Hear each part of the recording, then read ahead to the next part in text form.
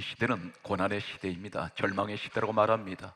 환난의 시대라고 할 수 있습니다. 지금도 재앙은 계속되고 있습니다. 자연에서 오는 재앙, 내가 실수해서 오는 재앙도 있습니다. 타인에 의해서 오는 재앙도 있는데, 그러나 하나님께서 이렇게 말씀합니다. 오늘 우리에게 주시는 이 말씀을 통해서 하시는 말씀은 시편 119편 50절은 다음과 같이 말씀하고 있습니다. 이 말씀은 나의 고난 중에 위로라. 주의 말씀이 나를 살리셨나이다. 오늘 이 말씀을 듣는 가운데 나를 살리시는 생명의 축복이 여러분에게 함께 하시길 바랍니다. 우리는 사방에 적들에게 노출되어 있습니다. 온갖 나를 공격하는 적들이 있습니다. 작은 내 몸체구에 수많은 질병들이 나를 죽이려고 공격하고 있습니다. 지금도 이 시간 건강을 노리고 있는 수많은 질병들이 있습니다.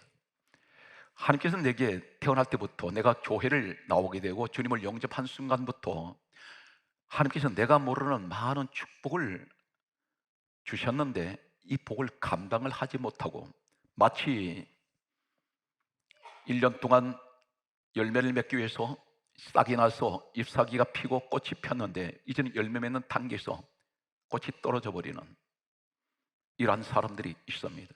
손에 쥐지 못하는 하나님의 축복이 무엇일까요? 예수님께서 이 땅에 오시기 전 약 1500년 전에 모세 시대가 있었습니다. 이 모세는 시내산에 40일 40일 하나님의 부르심을 받고 올라가서 40년 이스라엘 백성들을 이끌고 가나안 땅 갈 때에 시내산에 도달했을 때 하나님께서 시내산으로 올라오라고 하셨습니다. 그 여기서 주신 말씀이 창세기, 출애굽기, 레위기, 민수기, 신명기 5권의 책을 기록하게 하셨습니다. 어디서 기록했을까요? 학자들은 대체적으로 이렇게 말합니다. 시내산에 40일 40일 올라간 그는 하나님의 말씀을 받고 내려와서 시내산에서 약 1년 가까이, 40년 광야 생활 중에 1년 가까이 머물게 되었습니다. 이때에 모세가 모세 오경이라고 하는 창세기, 출애굽기, 레위기, 민수기, 신명기 5권의 책을 기록한 것으로 그렇게 전해지고 있습니다. 이때가 언제였냐면 정확하게 BC 1450년에서 1400년 사이로 알려져 있습니다. 예수님께서 이 땅에 오시기 전 약 1500년 전의 사건입니다. 그 가운데 오늘 본문에 신명기 말씀이 기록되어 있습니다. 여러분들이 성경을 아무리 읽어도 도대체 무슨 의미인지를 전혀 모르는 내용이 있습니다. 수백 번, 수천 번을 읽어보십시오. 이 내용이 어떤 내용이냐면, 전 성경은 누구를 이야기하고 있습니까? 예수님께서 오셔서 친히 말씀하셨습니다. 제자들도 몰랐습니다. 예수님께서 말씀하시기를 요한복음 5장 39절에 이 성경은 내게 대하여 정언하는 것이다. 이때가 구약 성경 말씀만 있었습니다. 신약 성경은 예수님이 땅 떠나신 후에 기록되기 시작합니다. 이 내용 속에 신명기 20장 1절 말씀을 먼저 접근합니다. 하나님께서 이렇게 말씀합니다. 너희가 나가서 적군과 싸울 때에, 우리에게 적들과 싸울 때가 매일같이 계속됩니다. 수많은 적들과 싸웁니다. 가난과 싸우며 병마와 싸우며 이유 없이 나를 공격하는 사람들과의 관계에서 계속해서 우리는 싸우고 있습니다. 생존 경쟁의 싸움터입니다. 이 시대는. 이러한 때에 내일도 우리는 출근을 합니다. 정상 업무로 돌아갈 때 또 생존 경쟁의 싸움터로, 전쟁터로 나갑니다. 하나님께서 말씀합니다. 너희가 싸우러 나갈 때에, 이때 하시는 말씀이 우리에게 이 적들이 거대한 적들이라는 것입니다. 뭐라고 말씀합니까? 강조하고 넘어가겠습니다. 신명기 20장 1절에 하시는 말씀, 말과 병거와 백성들이 너가 보기에 너보다 많음을 볼지라도 상대가 되지 않습니다. 내가 지금 상대하는 저들은 거대한 적들입니다. 병마와 싸우는데 병을 이길 수 있습니까? 못 이깁니다. 암을 내가 싸워서 못 이깁니다. 하나님께서 우리를 치료해 주셔야 되는데 내 힘으로는 이것을 이길 수가 없습니다. 가난과 싸워야 되는데 하나님 말씀하십니다. 그 말, 병거, 군대입니다. 그리고 많은 백성이라고 했습니다. 그들이 많음을 네가 볼지라도 성경 강조합니다. 신명기 20장 1절에 하신 말씀이 그들을 두려워하지 말라. 그렇게 말씀합니다. 왜 그렇습니까? 하나님께서 강조하시는 이유는 너 앞에 버티고 있는 어떤 세상 권력 많은 재물을 가진 자들, 큰 힘을 가지고 너에게 달려드는 자들가 있다 할지라도 그들을 결코 두려워하지 말라. 왜 그렇습니까? 내 하나님, 너의 하나님 여호와가 너와 함께 하심이라. 내가 너와 함께 하고 있지 않느냐. 두려워하지 말라, 겁내지 말라는 것입니다. 어디에 말씀이 있습니까? 이어서 계속되는 말씀은 신명기 20장 3절에 이렇게 말씀합니다.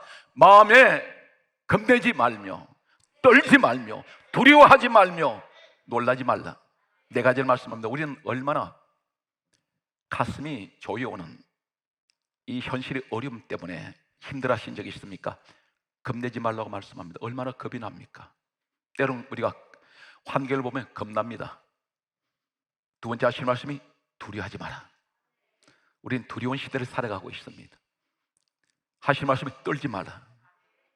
심장이 떨릴 정도로 이러한 작은 하나, 아이 하나 키우는데도 혹이라도 전화가 걸려오면 혹시 무엇이 잘못된 것 같은 이러한 불안한 마음을 가지고 전화 받을 때가 있습니다. 그것이 부모의 심정입니다.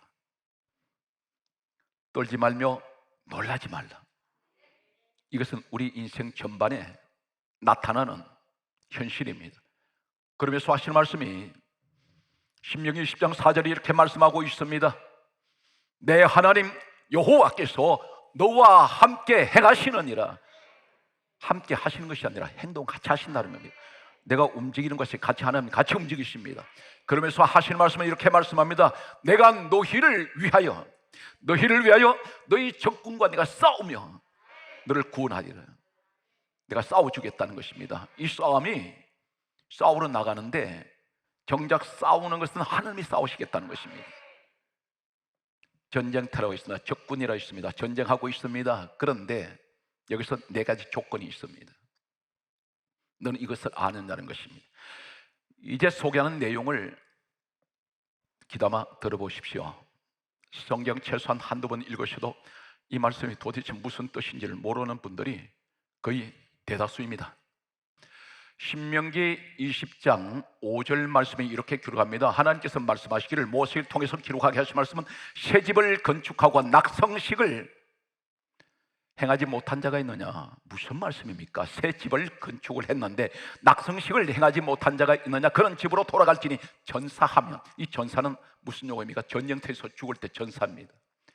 죽었다는 것입니다. 그러면서 하신 말씀이 타인이 낙성식을 행할까 하노라. 지금 나한테 주신 말씀인데 다른 사람이 이 낙성식을 행한다는 것입니다. 나는 낙성식을 행하지 못했다는 것입니다. 이 성경 배경이 어디냐면 유대 문화를 배경하고 있습니다. 유대의 건축법이 있습니다. 새 집을 지었는데 낙성식이 있습니다. 집을 완공하고 낙성식을 해야 법적으로 그 집에 들어가서 생활할 수가 있습니다. 내가 지었는데 낙성식을 하기 전에는 유대법은 들어갈 수가 없습니다. 잠깐 들어갔다 나갔다 들어갔다 할 수는 있지만 그곳에 들어가서 생활할 수가 없습니다. 낙성식을 하지 않으면 내가 지었지만 행정상으로는 국가에서 이 사람의 소유권을 인정하지 않습니다. 무슨 말일까요? 우리나라의 건축법상으로 보게 되면 준공을 말합니다. 모든 건물을 지으면 준공을 받아야 됩니다. 이것이 우리나라의 건축법입니다. 준공을 받았을 때 비로소 건축대장에 올라가고 등기부에 올릴 수가 있습니다. 내 소유가 됩니다. 법적으로 권한이 주어집니다. 권리가 주어집니다. 그런데 준공을 받기 전에는 사람이 잠시 들어갔다 나갔다 할 수는 있지만 그곳에 들어가서 안정된 생활을 할 수가 없습니다. 살 수가 없게 되어 있습니다. 들어가면 불법입니다. 그곳에서 세간 다 들여놓고 생활할 수가 없습니다. 바로 뭘 말씀합니까? 이 집이 어딜까요? 새 집. 한글은 집으로 되어 있습니다. 히브리어 원문을 보면 이 집이란 말은 출애굽기 23장 19절을 보면 바이트입니다. 히브리어 바이트. 이 바이트가 출애굽기 23장 19절에 여호와의 전입니다. 하나님의 성전입니다. 성경은 또 이렇게 참고로 말씀드립니다.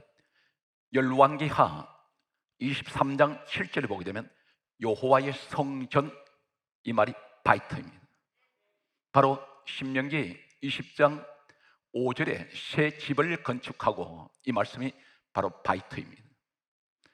한 군데를 더 참고로 말씀드리면 역대상 29장 7절 말씀 보게 되면 하나님의 성전, 이 성전이 바이트입니다.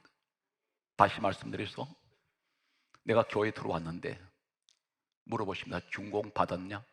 낙성식을 행하느냐? 이 말이 무슨 말입니까? 내가 교회는 왔는데 하나님 벌써 너 낙성식을 행하지 않았구나. 무슨 말입니까? 너 그 교회에 왔으면 정착을 하지 않고 있구나. 안정된 생활 못하는구나. 너 잠깐 들락날락하다 나가는구나. 떠돌이 신앙이라는 것입니다. 계절 신앙이라는 것입니다. 잠깐 왔다가 머물다가 가버리는 사람, 이것이 바로 낙성식을 행하지 않은 사람입니다. 너는 교회 생활에서 준공을 받지 못했다는 것입니다. 준공받은 사람, 그래서 타인이 낙성식을 행할까 하노라. 타인이 그 자리 차지할 것이다.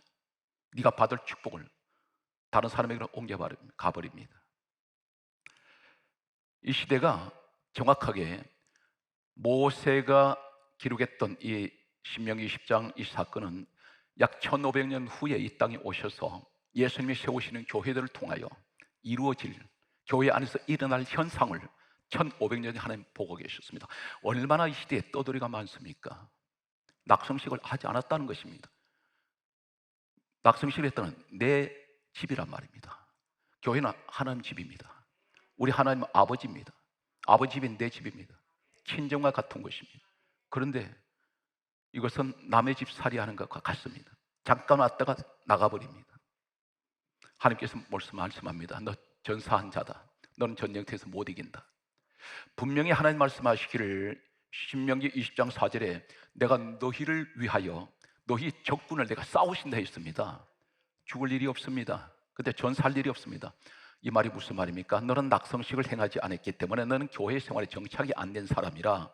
이 사건을 통해서 에베소서 1장 23절에 교회는 주님 몸이라 있습니다. 너는 내 안에 들어와 있지만 너는 안정된 생활을 할 수 없다는 것입니다. 늘 들락날락합니다.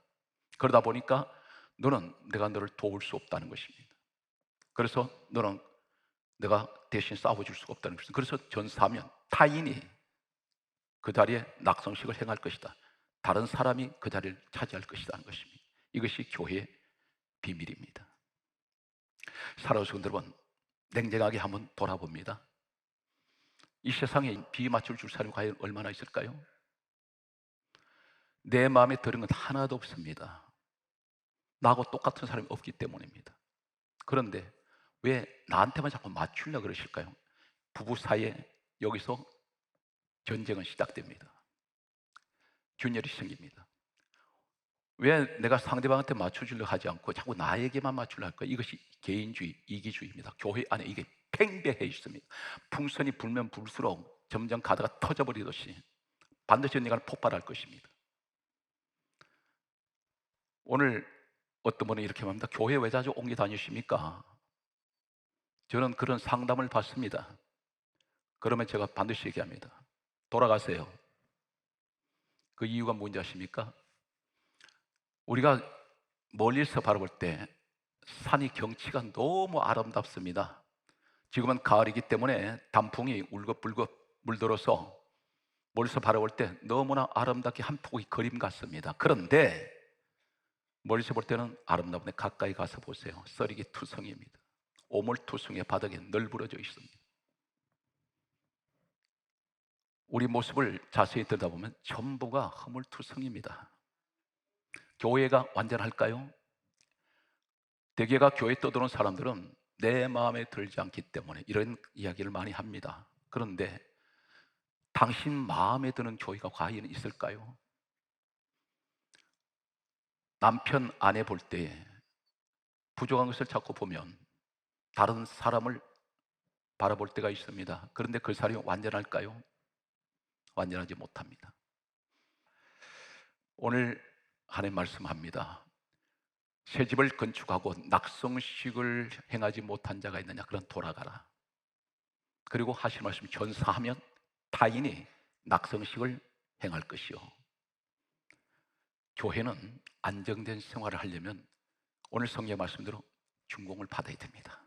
하나님 이것을 인정해 주셔야 됩니다. 그것이 바로 뭡니까?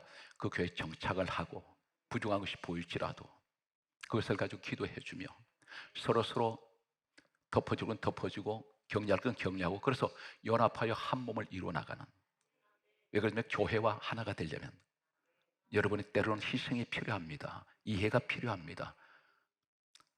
두 번째, 무엇을 말씀합니까? 신명기 20장 6절은 이렇게 말씀합니다. 포도원을 만들고 과실을 먹지 못한 자가 있느냐, 그렇게 말씀합니다. 그러면서 하신 말씀이, 그는 집으로 돌아갈지니 전사하면 타인이 그 과실을 먹을 것이다. 포도원은 무엇을 말씀합니까? 예수님께서 이렇게 말씀하셨습니다. 성경에서 성경으로 가보면 해석이, 성경에 해석이 되어 있습니다. 요한복음 15장 1절과 5절에 예수님이 친히 말씀하시기를 나는 포도나무요, 그렇게 말씀하셨습니다. 포도원은 포도나무밖에 없습니다. 오늘 바로 복음적으로 교회를 말씀합니다. 교회를, 포도를 만들었다 있습니다. 얼마나 많은 수고가 따랐겠습니까? 내 땀이, 그리고 내 헌신이, 내 물질이 만드는데 들어갔습니다. 그런데 포도원을 가꾸는 농부는 목적이 무엇일까요? 포도 열매입니다. 그런데 열매를, 과실을 먹지 못하는 자가 있다는 것입니다. 왜 그렇습니까? 그 자리에 없기 때문에. 그 자리에 있었다면 그 과실 먹었습니다. 일은 실컷 하고 나가버렸다는 말입니다. 포도원이 없습니다. 그때 누가 대신 이것을 가져간지 아십니까? 너는 전사했다. 너는 전쟁터에서 너는 전사한 사람이야. 전사라 말은 전쟁터에서 죽을 때 전사라 말을 씁니다. 그런데 타인이 그 과실 먹을 것이다.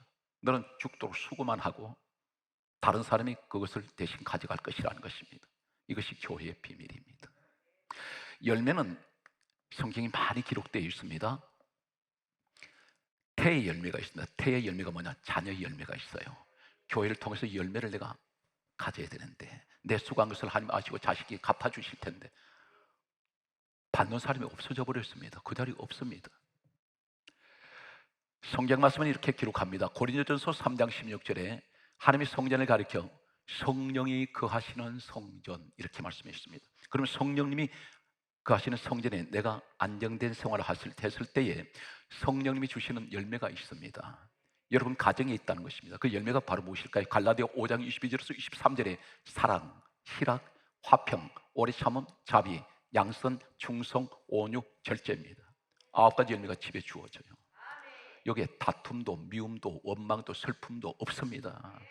이것이 바로 성령이 거하시는 성전에 내가 준공을 받고 포도원을 만들고 그 열매를 먹는 것입니다. 이해가 되십니까? 오늘 세 번째가 뭘 말씀합니까? 아주 난해한 구절 중에 난해한 구절이라고 할 수 있겠습니다. 바로 신명기 20장 7절에 말씀하시는, 여자와 약혼하고 결혼하지 못한 자가 있느냐? 그는 집으로 돌아갈지니 전사하면 타인이 그를 데려갈 것이요, 다른 사람이 결혼한다는 것입니다. 왜 여자 이야기를 할까요? 여자란 말은 생명이란 뜻입니다. 본래 남자는 아다마, 이 말이 아담이란 이 아다마가 먼지예요. 그런데 여자는 생명을 낳는 사람들입니다. 교회는 뭘 하는 것입니까? 생명을 낳는 것입니다. 그런데 여자는 성경에 무엇을 말씀하고 있을까요? 한 군데를 대표적으로 소개합니다. 갈라디아 4장 24절에 보게 되면 아브라함에게 두 부인이 있었습니다. 사라와 하갈, 두 여자가 있습니다. 그런데 이것을 가리켜서 갈라디아 4장 24절에 이것은 비유니, 이렇게 말씀합니다. 성경에 비유라고 있습니다. 비유적으로 두 여자를 가리켜 뭐라고 말씀할까요? 갈라디아 4장 25절에 하갈을 가리켜 예루살렘이라고 말했습니다. 성전을 말합니다. 오늘날 복음적 교회입니다. 갈라디아 4장 26절은 사라를 가리켜 위에 있는 예루살렘이니 자유자라 했습니다.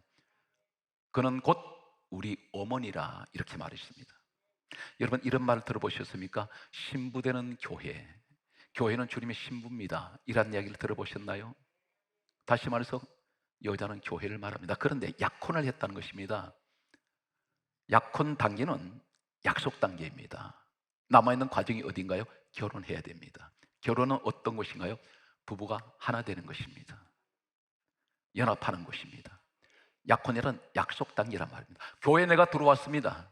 생명을 낳는 교회에 들어왔는데 약속이 주어졌습니다.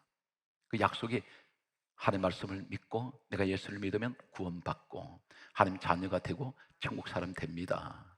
그런데 결혼을 하지 않았어요. 하나가 안 됐다는 것입니다. 이 시간 여쭤보겠습니다. 에베소서 3장 17절에 그리스도께서 너 마음에 계시게 하라 그랬는데 내 마음에 예수님 계신가요? 계신다면 연합된 분입니다. 왜 그렇습니까? 성경 말씀은 우리 예수님을 가리켜서 강조했습니다. 에베소서 1장 23절에 교회는 주님 몸이라 했으니 내가 교회가 하나 된 사람, 결혼한 사람입니다. 그런데 약혼을 하고 결혼하지 못한 자가 있느냐? 그런 돌아가라. 항상 교회와 이 시대는 자꾸 거리를 두려고 하는 사람들이 있습니다. 그럼 누구 손해인가요? 거리를 두려고 하는 사람 손해입니다. 교회에 축복이 주어져 있는데 뺏겨버렸다는 것입니다. 반면에 교회와 여자와 결혼한 사람이 있다는 것입니다. 타인이 그를 데려갈 것이요, 내가 이 축복을 받지 못할 때에 하나님께서 다른 사람이 네가 받을 그 복을 다른 사람이 받는다는 것입니다. 그래서 타인의 말이 소개되고 있습니다. 교회가 어떤 것일까요? 사랑하는 성도 여러분, 교회를 떠나서는 구원이 이루어지지 않습니다. 교회를 떠나서는 믿음이 완전해지지가 않습니다. 왜 그런가요? 전 성경을 이야기하면 교회로 시작해서 교회로 끝나는 것이 성경입니다. 대단히 중요합니다. 마지막 책 계시록에 뭐라고 그러셨나요?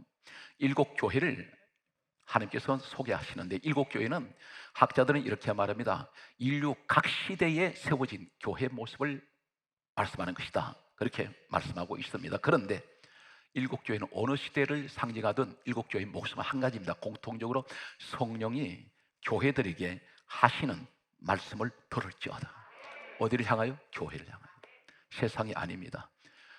교회를 통해서 세상으로 하나님 말씀을 전하게 하고, 교회를 통해서 선교사가 파송되고, 교회를 통해서 성도의 믿음이 자라고 구원의 역사를 이룬다는 것입니다. 그래서 예수님 말씀하시기를 마태복음 16장 18절에 19절에 이렇게 두 구절 속에 말씀합니다. 예수님 말씀하시기를 이 반석 위에 내 교회, 누구 교회? 주님의 교회, 내 교회를 세워리니 엄부의 권세가 이기지 못할 것이다. 사망 권세, 지옥 권세, 죽음의 권세 못 이깁니다. 교회가 지는 것 같습니까? 결코 안 집니다. 그런데 이 기독교가 얼마나 핍박을 많이 받은 줄 아십니까? 씨를 말리려고 했습니다. 우리나라만 얘기하더라도 일제 36년 6.25 전쟁 때에 공산주의자는 가장 싫어하는 것이 교회입니다. 가차없이 다 죽입니다. 그런데 그렇게 짓밟히면 짓밟힐수록 겨울에 자라는 곡식이 있어요. 보리밭. 보리밭은 밟으면 밟을수록 또 번성해져 버립니다. 기독교는 핍박의 종이요, 고난의 종이요, 환난의 종교입니다. 그런데 전 세계가, 우리 예수님이 한번 해외여행 하신 적이 있습니까? 우리 예수님께서 남의 나라 넘어가신 적이 있습니까? 우리 예수님은 이스라엘에 태어나셔서 갈릴리 바다 나사렛 그 중심으로만 사역하셨습니다. 그림 한번 그려보신 적 없습니다. 소설 하나 쓰신 적 없습니다. 음악 하나 작곡하신 적 없습니다. 그런데 지금 전 세계는 예수 그리스도를 환호하고 있습니다.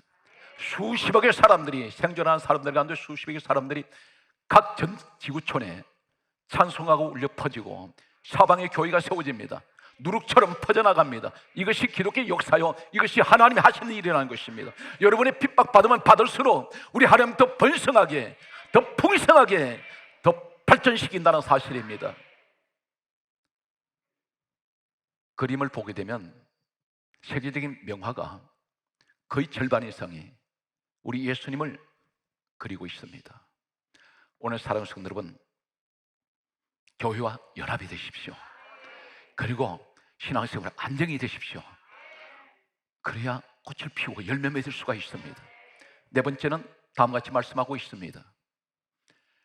네 번째 우리에게 하실 말씀이 두려워하고 허약한 사람은 집으로 돌아갈지니 우리 신앙생활에서 두려움이 와 있습니다. 왜 그러냐면 예수님이 내 마음에 계시면 두려움이 안 오는데 항상 나 홀로 신앙입니다. 예수님은 안 계세요. 그러다 보니까 늘 불안합니다. 늘 염려가 들어옵니다. 그러다 보니까 마음이 허약할 때 우리 예수님께서 이 땅에 오셔서 하신 말씀, 동일한 말씀도 같이 주어집니다. 그런데 신명기 20장 8절 말씀에 두려워하고 허약한 자는 집으로 돌아갈지니, 왜 그렇습니까? 여기서 하신 말씀이 그의 형제들도 그의 마음과 같이 그들도 그렇게 될까, 낙심될까 하노라. 이 말이 무슨 말이냐면 교회를 다니는 사람이 마음이 늘 두렵습니다. 그리고 믿음이 허약해요. 그러다 보니까 집에 가서 가족들, 교회도 안 다니는 사람 앞에서 한숨을 땅이 꺼지라고 내쉽니다. 그리고 자꾸 절망적인 이야기를 합니다. 불평을 쏟아놓습니다. 이 사람들이 그대로 전이가 된다는 것입니다. 주변에 듣는 사람들, 교회도 마찬가지입니다. 자꾸 절망하는 사람 옆에 있으면 사람이 같이 절망해져 버립니다. 그런데 소망의 말을 쏟아내는 사람 옆에 있으면 무엇인가 될 것 같아요. 자꾸 소망이 생긴단 말입니다. 그래서 하나님은 너 한 사람 때문에 다른 사람이 물들까 봐서, 그 사람들도 그렇게 될까 봐서 하나님께서 그 소리 들을 때 낙심될까 하노라, 그 말씀을 하십니다. 그러면서 우리에게 오늘 마지막 말씀의 결론을 주십니다. 이사야 41장 10절에 두려워하지 말라, 내가 너와 함께함이라. 놀라지 말라, 나는 내 하나님이 됨이니라. 내가 너를, 우리에게 말씀합니다, 굳세게 하리라. 참으로 너를 내가 도와주리라. 다섯 번째가 뭘 말씀합니까? 내가 너를 참으로 붙들어 주리라. 그러면서 지금도 나를 괴롭히는 것들이 있는데 이어서 뭐라고 말씀합니까? 이사야 41장 11절에 마지막 말씀의 결론입니다. 너와 노하던 자들이 수치와 욕을 당할 것이요. 누가 그렇게 만듭니까? 하나님 만들어 버리시겠다는 것입니다. 그러면서 하시는 말씀이 너와 다투는 자들은 아무것도 아닌 것 같이 멸망할 것이다. 하나님께서 그렇게 하시겠다는 것입니다. 사랑하는 성도 여러분, 교회 내게 주신 축복 잃어버리지 마십시오. 뺏기지 마세요. 그 열매를 거두시는 오늘 이 시대에 하나님 가장 기뻐하시는 여러분 되시기를 주의 이름으로 축복합니다.